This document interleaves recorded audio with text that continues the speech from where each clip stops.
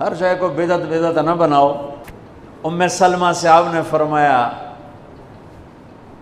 ام سلمہ آج ایک فرشتہ ملنے آ رہا ہے بہت خاص، کسی کو کسی کو اندر نہیں آنے دینا۔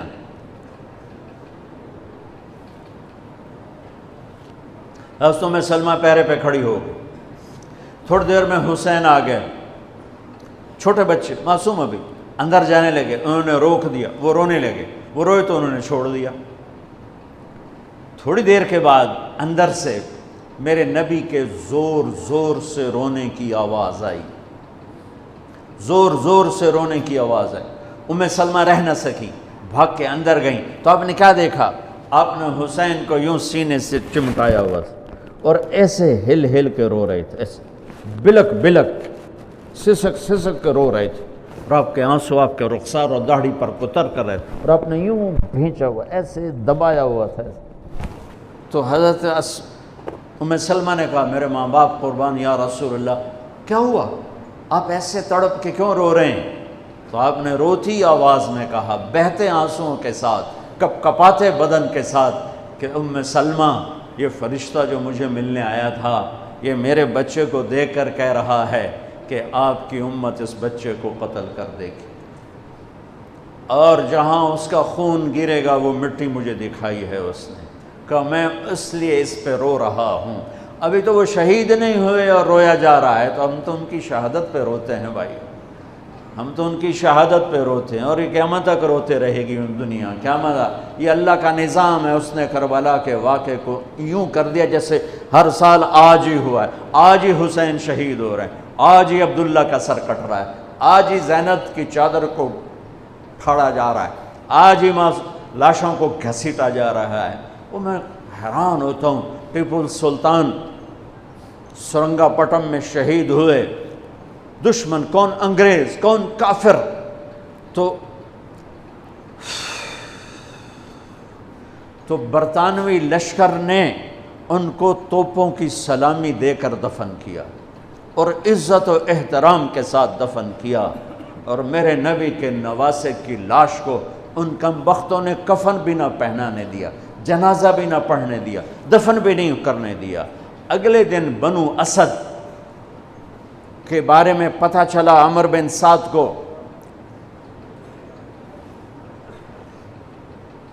تو راتوں کہ وہ ان کو دفنانے والے ہیں، تو راتوں رات ان کو بغیر جنازوں کے مٹی میں دبا دیا اور اوپر پانی چھوڑ دیا کہ کوئی پتہ ہی نہ چلے حسین کی لاش۔ بنو اسد کا بوڑھا آیا، اگلے جب پانی خشک ہو گیا وہ آیا اور اس نے مٹی اٹھا کے سونگنا شروع کیا، سبحان اللہ، سونگ رہا ہے، ایک جگہ کی مٹی اٹھا کے سونگا تو اس میں جنت کی خوشبو تھی، تو تڑپ کے بولا یہ میرے نبی کے نواسے کی قبر ہے، یہ میرے نبی کے نواسے کی مٹی ہے، کہ وہ جنت کے سردار تھے تو قبر بھی جنت کی خوشبو پھیلا رہی ہے اس کی، حالانکہ بن دیکھی بات ہے، کیونکہ انہوں نے راتوں رات ان کو دبا دیا کہ ان کا جنازہ بھی نہ ہو، لعنت ہو ان کی قبروں پر، ان کی ہڈیوں پر، ان کی روحوں پر، ان کی مٹی پر، ان کی خاک پر۔ سمجھ میں نہیں آتا، نبی کے گھر کے کتے کی بھی ہم تو عزت کریں گے اگر آج ہمیں پتہ چلے یہ نبی کے گھر کا کتا ہے۔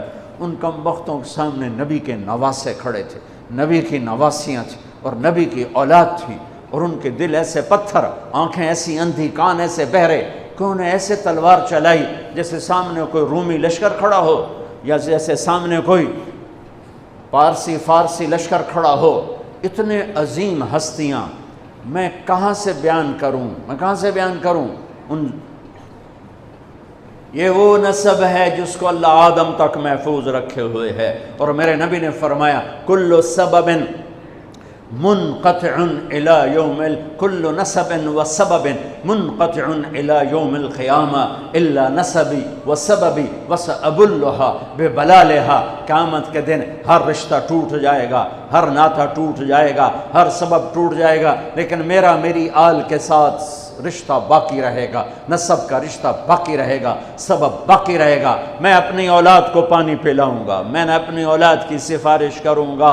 اس لیے میرے بھائیوں، ویسے تو کسی کے عیب نہ دیکھو، کسی کی برائی نہ دیکھو، پر سادات کی برائی، وہ شیعہ ہو، وہ سنی ہو، وہ بریلوی ہو، وہ اہل حدیث ہو، جو بھی ہو، وہ اگر میرے نبی کی اولاد ہے تو ان کے پاؤں چومو، ان کے ہاتھ چومو، ان کا ماتھا چومو۔ یہ اللہ کے محبوب ہیں، اللہ کے پیارے ہیں۔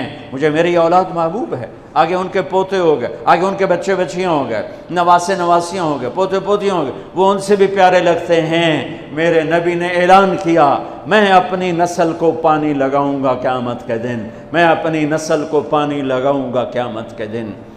پر اتنے سارے فرمان کے بعد بھی کیا شہید کیا گیا ہے، وہ کس بے دردی سے کیا گیا ہے۔ یہ تو میں تو نسب بتا رہا ہوں۔ پھر اللہ نے پیدائش، سب سے پہلے حسن پیدا ہوئے۔ آپ نے حضرت علی سے پوچھا کیا نام رکھا ہے؟ کہا جی حرب، جنگجو۔ آپ نے کہا نہیں، اس کا نام ہے حسن۔ پھر 10 مہینے بعد حسین پیدا ہوئے۔ آپ نے فرمایا کیا نام رکھا ہے؟ کہا جی حرب۔ کہا نہیں، حسین۔ پھر آپ نے فرمایا یہ 2 نام میرے اللہ نے آج تک کسی کے نہیں رکھے، سے پہلی دفعہ میرے بچوں کے نام رکھے جا رہے ہیں، حسن اور حسین۔ پھر آپ نے ان کو گڑتی دی، اپنا لعاب، اپنا حسن کو بھی حسین کو، دونوں کو اپنا لعاب نکالا اور حسین کے منہ میں ڈالا۔ اور ایک ہفتے بعد دونوں کے ساتھ یہ کیا، ہفتے کے بعد بال منڈائے، عقیقہ 2 چھترے ذبح کیے حسن کے لیے بھی، 2 چھترے ذبح کیے حسین کے لیے بھی، عقیقہ فرمایا، گود کھلایا، حسن کو اٹھایا، انہوں نے پیشاب کر دیا، اب ہلے نہیں۔ مجھے نہیں یاد کہ میں نے اپنے بچوں کو چھوٹی عمر میں اٹھایا ہو اور اس نے پیشاب شروع کیا ہو اور میں نے اسے بٹھائے رکھا ہو، میں فوراً اٹھا کے ادھر، یا میں نے پتہ لگا پیشاب کر رہا، میں چاہتے اتھے باہر چھڑیا۔ لیکن میرے نبی نے، حسن نے بھی کیا، حسین نے بھی کیا۔ اور حضرت حسن کا تو واضح تھا، آپ یوں لیٹے ہوئے تھے، آپ کا پیٹ سے کپڑا ہٹا ہوا تھا، اور حسن آپ کے پیٹ پر بیٹھے تھے، تو ان کا جو پیشاب ہوا تو سیدھا آپ کی ناف میں گیا۔ اور نبی پاک ذات، پیشاب ناپاک، وہ تو ہر ناپاک سے دور ہوتے ہیں، لیکن جب حسن نے پیشاب شروع کیا، میرے نبی ایسے ہو گئے، ایسے بالکل ایسے ہلے نہیں کہ بچہ کہیں پیشاب نہ روک دے۔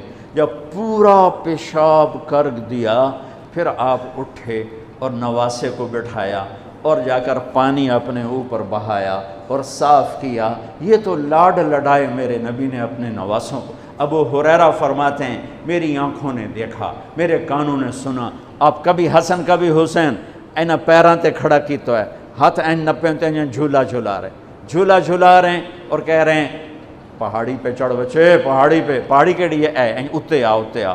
ان کو یوں اوپر لا رہے ہیں، یہاں لائے، پھر یہاں لائے، پھر یہاں لائے، پھر یہاں لائے، پھر یوں ہو گئے، اور ان کے ہاتھ پکڑ کے یہاں تک پہنچایا، یہاں، اور پھر آگے بڑھ کے بوسہ لے کر کہا اے اللہ میں ان سے پیار کرتا ہوں، تو بھی ان سے پیار فرما۔ ایسوں کو ذبح کر دیا۔ کتے کو مارتے ہوئے رحم آتا ہے،